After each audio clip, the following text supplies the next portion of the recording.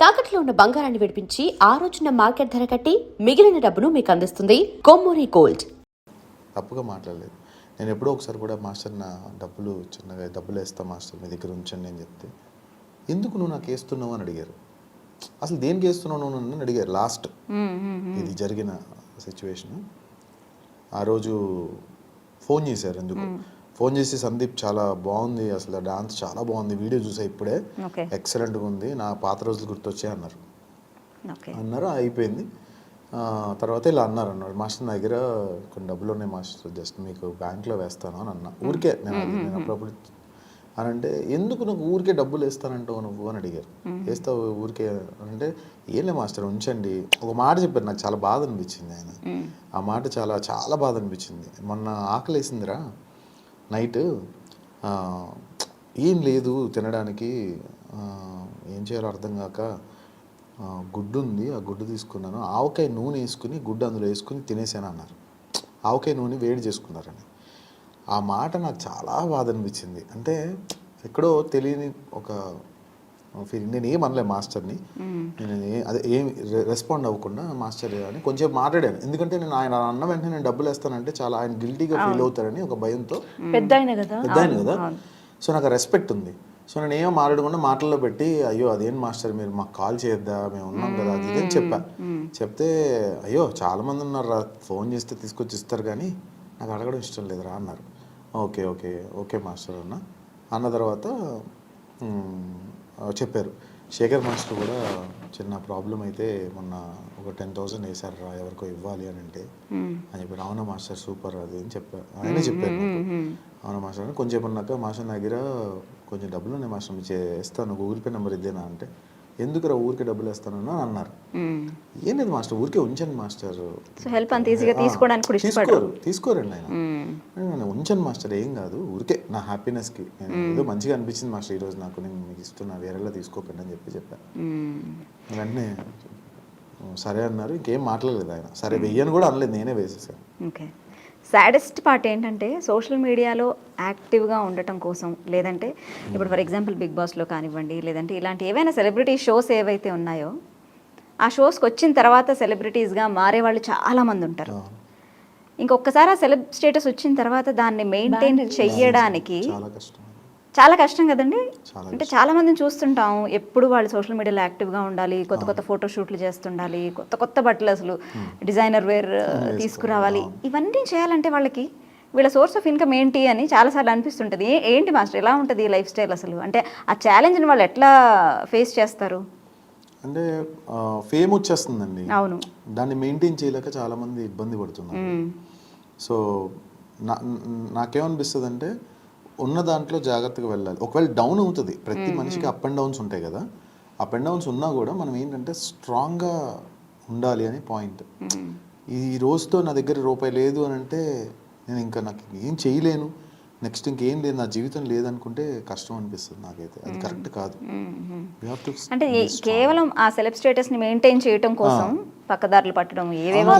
దారుణం ఏంటంటే ఇప్పుడు పెళ్లి ప్రేమ అనేది చాలా వాల్యుబుల్ వర్డ్స్, అంటే పవిత్రమైనవి.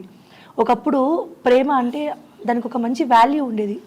ఈ మధ్య ఓన్లీ ఈ పబ్లిసిటీ కోసం, సెలబ్రిటీ అవ్వడానికి కోసం ఫేక్ కపుల్స్, అంటే వాళ్ళు ఈ జనరేషన్ వాళ్ళకి వాళ్ళు ఇప్పుడు వచ్చే వాళ్ళకి ఎంత ఈజీగా కలిసిపోతున్నారు, వాళ్ళు ఒక ఇన్స్పిరేషన్గా నిలబడి అంతే ఈజీగా విడిపోతున్నారు. దానివల్ల వాళ్ళని ఫాలో అయిన చాలా మంది కూడా లవ్ అంటే ఇంతే, ప్రేమ ఏముంది అనే ఒక మైండ్ సెట్ తీసుకొస్తున్నారు. కొన్నిసార్లు మాకు పెళ్ళి 10 సంవత్సరాలు అయింది, మేము హోటల్స్ కొన్నిసార్లు మేము ఎక్కడికైనా వెళ్తే హోటల్ బెంగళూరు వెళ్ళాం మొన్న షూటింగ్కి, వెళ్తే అంత బాగానే ఉంది, అంతా సార్ మీది వాచ్ చేస్తాను అది ఇది అని అంతా చెప్పిన తర్వాత లాస్ట్లో మీరిద్దరు కపులేనా సార్ అంటే అసలు మ్యారీడ్ అంటే అలాంటి డౌట్స్ వస్తున్నాయి. ఎందుకంటే సోషల్ మీడియాలో ఎవరికి వాళ్ళు జతన కలిపేసుకుని వాళ్ళిద్దరు కపుల్ పోర్ట్రేట్ చేసుకుని వాళ్ళ ఫేమ్ తెచ్చుకోవడానికి ట్రై చేస్తారు. మాకు మ్యారేజ్ అయ్యి మేము ఇంత ఓపెన్ గా మా వీడియోస్ లో వైఫ్ అంటే సందీప్ అంటే జ్యోతి, జ్యోతి అంటే సందీప్ అని ఉన్నా కూడా మళ్ళీ ఈజీగా మీరు అనే ఒక రూమ్ తీసుకున్నప్పుడు సార్ వైఫ్ అండ్ హస్బెండ్ అంటే అదేంటి తమ్ముడు తెలీదా మేము అంటే ఏమో అట్లనే వస్తారు మేడం. అందరూ అలాగే చెప్తున్నారు అందరూ అలాగే, సినిమా ఫీల్డ్ అంటే అలాగే అనే మాట ఎంత, సినిమా ఫీల్డ్లో అందరూ అలా ఉండరు, కానీ కొంతమంది వల్ల అసలు రియల్ కపుల్స్ ఎవరు. ఇప్పుడు ఈ రోజు వీళ్ళు ఒక బాండింగ్ కపుల్గా ఉంటున్నారు, నెక్స్ట్ ఇయర్ ఈ అమ్మాయి వెళ్తూ ఉంటుంది, వేరే వాళ్ళు వెళ్తూ ఉంటుంది.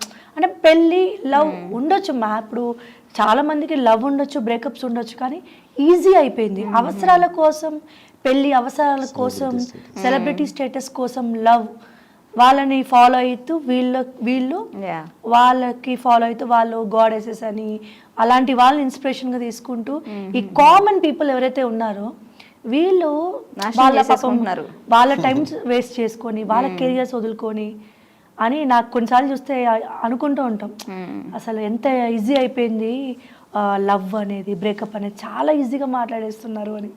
అండ్ ఈ సెలబ్ స్టేటస్ ని మెయింటైన్ చేయడం అనేది ఇంకొక పెద్ద ఛాలెంజ్ అయిపోయింది. ఎవరికైనా ఫేమ్ రావటం అదొక పెద్ద శాపం. అవును, వచ్చేదాకా ఒక తంట, వచ్చిన తర్వాత ఇంకొక. మెయింటైన్ చేయలేక మనుషులు కూడా మారిపోతున్నారండి. ఇప్పుడు సెలబ్రిటీ స్టేటస్ వచ్చే వరకు చాలా చక్కగా మంచిగా ఉంటున్నారు, అది బ్యాలెన్స్ చేయడానికి అందరూ మారిపోతున్నారు. అందరూ అంటే ఆ తగ్గట్టు ఫాస్ట్ కల్చర్కి అలవాటు పడడం కానీ, అలవాట్లు వాళ్ళ డ్రెస్సింగ్ సెన్స్లో ముందు నుంచి వాళ్ళకుండే ఆ న్యాచురాలిటీకి ఉన్న ఫ్యాన్ బేస్డ్ ఒక్కసారిగా డబ్బు రావడంతో చేంజెస్ చూస్తున్నాం. అవును, సో డబ్బుకి లోకం దాసవం అనొచ్చు, కానీ అలా అంటే సెలబ్రిటీస్ అవ్వగానే ఇలా మారిపోతారా, మారిపోవాల్సి వస్తోంది, పరిస్థితులు అలా వస్తున్నాయి. మీరు ఆట అయిన తర్వాత మీరు బాగా ఫేమస్ అయ్యారు, ఆట సందీప్ అయిపోయారు. దాని తర్వాత బయటకు వచ్చిన తర్వాత మీ లైఫ్ ఎలా ఉంది సందీప్ గారు? బాగుందండి. అవునా?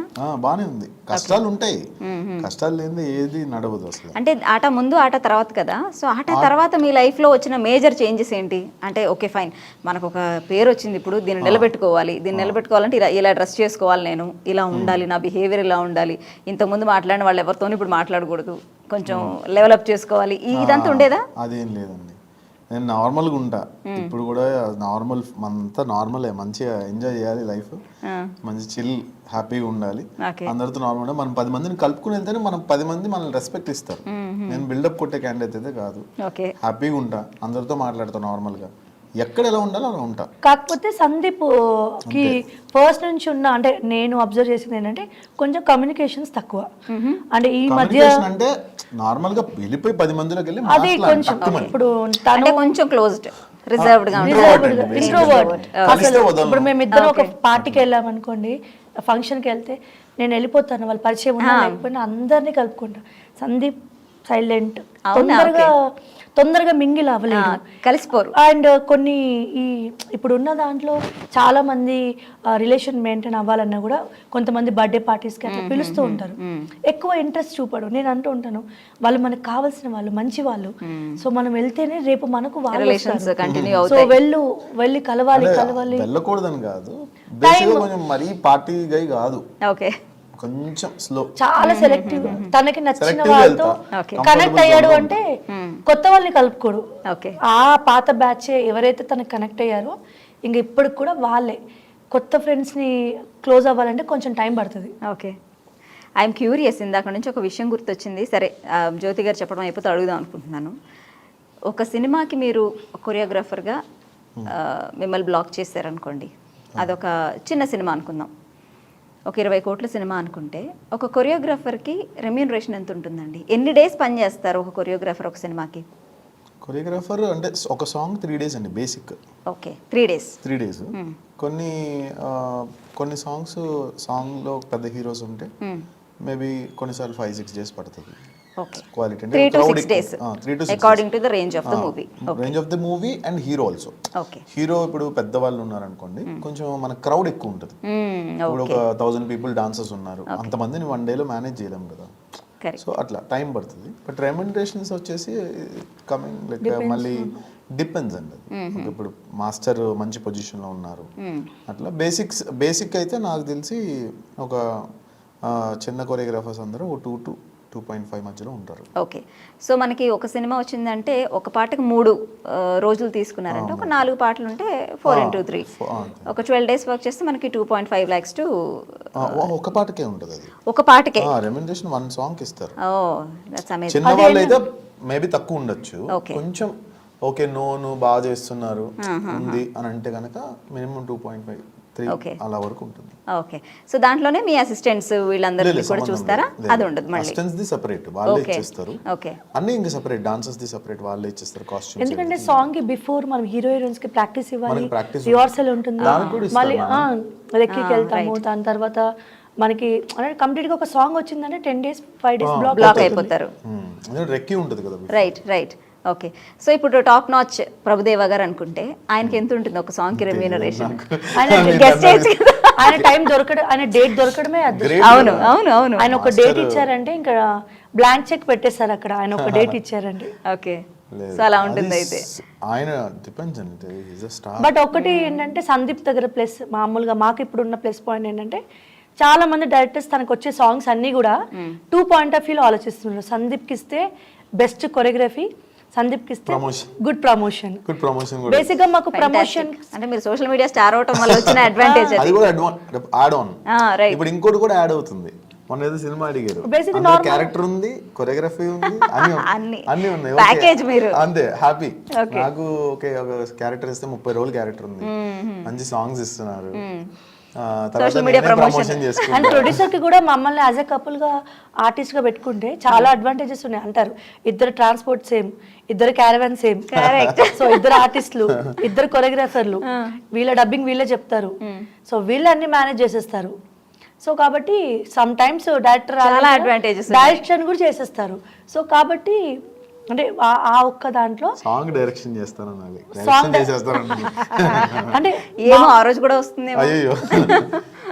సో ఇప్పుడు ఏంటంటే మాకు ప్రమోషన్స్కి ఏదైనా మూవీ రిలీజ్ అయినా ఆ ప్రమోషన్స్కి కూడా ఒక రీల్ చేయడం కానీ, మేము ఒక సాంగ్ చేస్తే కూడా మాకు మంచి ఇన్కమ్ వస్తుంది. సో ఇప్పుడు కొరియోగ్రఫీ వైజ్గా కూడా అది ఆలోచిస్తున్నారు. వీళ్ళిద్దరితో కొరియోగ్రాఫర్ అయితే వీళ్ళ పేజెస్లో వీళ్ళు అప్లోడ్ చేస్తారు, వీళ్ళు చేశారంటే కొంచెం ప్రమోషన్. వాళ్ళకి అడ్వాంటేజ్ బానే ఉంది. మీ ఇద్దరికి ఎలా అనిపిస్తుంది? ఇంట్లోనూ మీరే ఉండి, బయట ప్రొఫెషన్ లోనూ మీరే ఉండి, నన్ను అడగాలి మీరు 24/7 మేము వాళ్ళే చూసుకుంటాం.